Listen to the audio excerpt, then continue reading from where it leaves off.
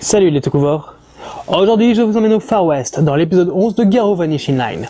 Souvenez-vous, on avait laissé Sophie et Sword en route vers la ville de Sundel-Dios où ils devaient retrouver des prêtres Makai pour leur permettre de mener à bien leur mission. Et justement, l'épisode commence dans cette même ville où le shérif du coin parle à la tenancière du saloon d'un homme très dangereux, kidnappant et tuant des jeunes filles. Quand vient le temps de montrer l'avis de recherche, il s'agit de Sword. Le lendemain, Sword et Sophie arrivent enfin en ville, Sundel-Dios, et décident d'aller se désaltérer et manger un morceau. Quoi de mieux que d'aller au saloon de Natalia. Ambiance décontractée, les habitants sont relativement sympas avec eux, ils leur parlent de l'histoire de la ville, ce qui s'est passé, qu'il y a eu beaucoup de troubles et ils ont fini par en fait apprendre le maniement des armes et à créer un groupe d'autodéfense grâce au shérif Alfie, qui d'ailleurs observe un peu la scène de loin, semble être au courant de la véritable identité de Sword, je parle pas le fait que ce soit un violeur ou autre chose, mais qu'il est le chevalier d'or, discute avec son ombre. Son ombre d'ailleurs qui lui rappelle de ne pas hésiter une seule fois à utiliser les humains pour capturer Sophie et éliminer Sword. Le mec il parle avec son ombre quoi. Tu trouves pas que c'est bizarre toi?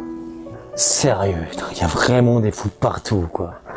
Après ces diverses scènes, Sophie demande à aller au petit coin et c'est l'occasion pour Natalia de l'emmener à l'extérieur en prétextant qu'elle veut l'aider à retrouver sa famille et que cet homme est mauvais pour elle. Bon, ça on lui avait déjà dit, mais bon, elle ne semble pas écouter, donc on est mal barré. Évidemment, Sophie prend peur, vu qu'elle ne comprend rien, et appelle à l'aide. Mais malheureusement, Sword est un peu occupé, sachant que tous les habitants le prennent en joue, et on est parti dans une course-poursuite à travers toute la ville, où Sword va devoir se battre pour sa vie.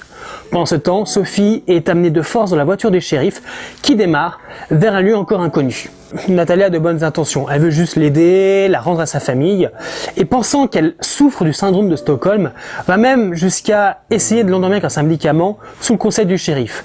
Sophie, ne se laissant absolument pas faire, va finir par récupérer l'arme que Natalia porte sur elle pour se protéger, et un coup de feu retentit. Pendant ce temps, Sword court encore pour sa vie littéralement, car les habitants sont lourdement armés. Lance-roquettes, mitrailleuses, presque on se demande s'il n'y a pas un char de caché quelque part. Heureusement, grâce à l'intervention de Gina au guidon du corps moto de Zaoba, il s'en tirera sain et sauf. Et on apprend par la même occasion que Gina est la prêtresse Makai envoyée par les hautes instances pour aider Sword et Sophie dans leur mission. Sophie, telle la petite warrior qu'elle est, tient en joue le shérif et Natalia et essaye de lui faire comprendre que cet homme lui ment. Devant l'échec du plan, l'ombre se fait de nouveau entendre en demandant au shérif de ne plus se retenir. Sophie comprend alors qu'il s'agit d'un aurore et essaie de se suicider, mais heureusement, Sword arrive à temps pour empêcher que cet acte arrive à son terme. Pfiou! On a eu chaud quand même, Quoique, je suis sûr qu'il y en a qui seraient pas contre la mort de cette petite gamine. C'est votre cas? Évidemment, l'Aurore ne va pas faire long feu face au Chevalier d'Or, n'est pas le plus puissant Makai Kishi qui veut. L'ombre se révèle alors sous le nom de Bishop, et devant l'échec complet de son plan, décide de détruire la ville. Mais heureusement, ça ne fonctionnera pas. Enfin si, la ville est détruite. Mais les habitants sont sains et saufs car Gina les a positionnés dans une barrière, les protégeant ainsi. Par la suite, Sword, Sophie et Gina partent vers leur prochaine destination, Eldorado.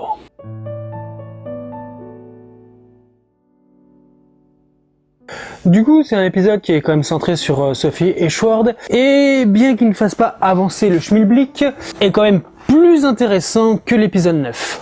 Déjà parce que l'épisode est très dynamique, et ça fait plaisir. Il peut très bien ne pas se passer grand chose, grâce à ce dynamisme, l'épisode se déroule tranquillement, et on est très rapidement à la fin. Ce qui est quand même un point positif. Ne pas voir le temps de l'épisode passer, c'est pas mal. C'est un peu comme quand vous allez au cinéma et que vous voyez le générique de fin et vous dites merde, c'est déjà fini. Voilà, on ne voit pas le temps passer et ça, c'est top. Ensuite, Sophie montre qu'elle est quand même très débrouillarde, qu'elle n'est pas naïve. C'est quand même une jeune fille forte, ce qui fait quand même plaisir. Au niveau du scénario de l'épisode, on va pas se mentir, c'est quand même assez prévisible. Voilà, déjà, rien que le fait quand on voit le shérif qui monte cet avis de recherche sur Sword, on le sait très bien, nous, en tant que spectateurs, c'est fake. Donc, obligatoirement, si c'est fake, c'est un plan machiavélique. Plan machiavélique, le shérif est un aurore. Mais ceci dit, dans cette prévisibilité, il y a quand même quelque chose de bien. On nous dit que ce shérif, donc Alfie, est là depuis 2 ans. Donc dans ce cas, est-ce qu'il était déjà Aurore quand il est arrivé en ville? Et ça pourrait aussi expliquer pourquoi justement tous ces problèmes ont fini par s'arrêter petit à petit. Ou alors est-ce qu'il est devenu pendant? Donc petite question en suspens, donc c'est intéressant. On apprend le nom donc du personnage qu'on avait déjà vu dans cette ambiance un peu bar au QG d'Eldorado, Bishop qui est donc le fou. Donc moi j'ai déjà senti quand même un peu stratège, et rien que le fait, justement, son plan ne fonctionne pas, il détruit une ville. Voilà, c'est vraiment la personne qui a mis en place tout un plan, qui quand ça fonctionne pas, il efface et il recommence quoi. Ça va être un peu un joueur. Donc faut se méfier de lui. Après, est-ce que c'est un Aurore? Ça on le sait pas. Tout ce qu'on a vu au niveau de ses capacités, c'est qu'il peut parler au travers des ombres de ses acolytes, de ses hommes, et il peut se projeter.